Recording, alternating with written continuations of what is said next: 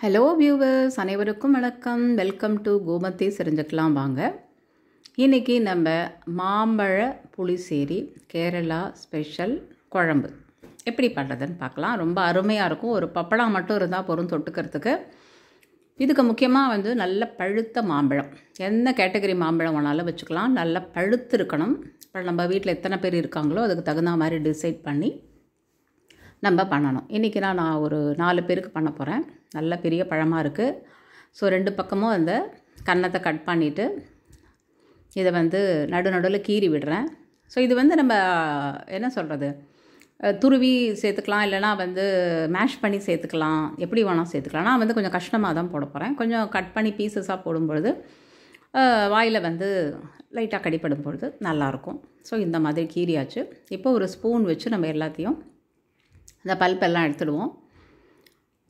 ரொம்ப சூப்பராக இருக்கும். இது கேரளாவோட ஒரு ஸ்பெஷல் ஒரு குழம்பு. இது கண்டிப்பாக இந்த சீசனில் நல்லாவே பண்ணி சாப்பிடுவாங்க. இப்போ இந்த பீசஸ்லாம் எடுத்துருவோம். எடுத்துகிட்டு நம்ம ஒரு 10 நிமிஷம் தான் அந்த குழம்பு பண்ணுறதுக்கு. நம்ம அந்த மாம்பழத்தை க்ளீன் பண்ணி எடுத்துடணும். வேணுங்கிற அந்த பல்ப் எடுத்துடணும். தேங்காவோட ஒரு மசாலா அரைக்க போகிறோம், அவ்வளோதான். சேர்த்துட்டோன்னா சூப்பராக குழம்பு 10 நிமிஷத்தில் ரெடி. இதுக்கு தொட்டுக்கிறதுக்கு காரக்கறி நல்லாயிருக்கும். இல்லைனா நம்ம வீட்டில் இருக்கிற ஊறுகாய் and pappadam would be the best combination. ரொம்பவே சூப்பராக இருக்கும். இப்போ இதெல்லாம் பல்பெல்லாம் எடுத்துட்டோம். இந்த மாதிரி பீசஸ் தான் நான் போட்டு வச்சுருக்கேன். ஒரு குக்கிங் வெசல் எடுத்துகிட்டு அதில் எல்லாத்தையும் சேர்த்துருவோம். சேர்த்துட்டு நம்ம இந்த மாம்பழம் ஜஸ்ட்டு மூழ்கிற அளவுக்கு தண்ணி விட்டுக்கலாம். கொஞ்சம் வேக வச்சு எடுக்கணும். நம்ம தண்ணி ஊற்றியாச்சு. இப்போது இது கூட ஒரு 1/2 ஸ்பூன் மஞ்சப்பொடி, கொஞ்சம் வெல்லம் சேர்க்குறோம். வெல்லம் ஏன் சேர்க்குறோம் அப்படின்னாக்கா, கண்டிப்பாக இது புளிசேரியில் சேர்ப்பாங்க, ஒரு மெயினான இன்க்ரீடியண்ட்டு. ஸோ கொஞ்சம் காரப்பொடி சேர்த்துக்கிறோம். காரப்பொடி சேர்த்துட்டு நம்ம குக் பண்ண ஆரம்பிச்சிடலாம். இந்த ஸ்வீட்னஸ் வேகும் பொழுது அதனோட டெக்ஸ்சர் மாறும், அந்த பதமெல்லாம் மாறும். இப்போ பாருங்கள், ஒரு மூடி தேங்காயில் 4 பச்சை மிளகா, ஒரு 1/2 டீஸ்பூன் அளவுக்கு ஜீரகம், ஒரு 5-6 மிளகு சேர்க்குறேன்.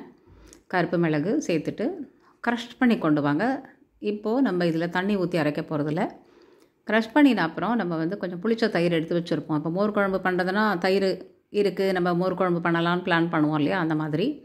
ஸோ இது மாம்பழம் நல்லா சேர்த்துருக்கிறதுனால நான் ஓரளவுக்கு கொஞ்சமாக தான் தயிர் சேர்க்குறேன். இந்த அளவுக்கு தயிர் போகிறோம். இதை நல்லா அரைச்சி சூப்பராக ஒரு பேஸ்ட்டாக நல்லா தோசை மாதிரி இருக்கும் பார்க்குறதுக்கு.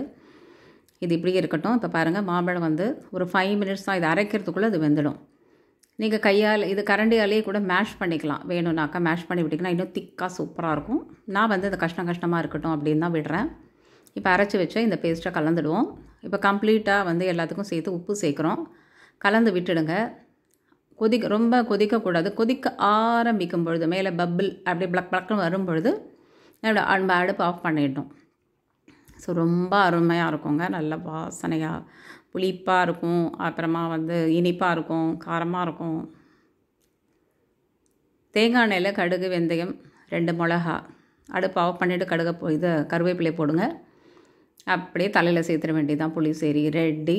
கலந்து சாப்பிட்டோம்னாக்கா சூடான சாதத்தில் நல்ல புஷ்ஷுன்னு அந்த பப்படம் பொரிச்சு வச்சுட்டு சாப்பிட்டோன்னா அருமையாக இருக்கும். ராத்திரி அடகடை பண்ணினா கூட தொட்டுக்கலாம்.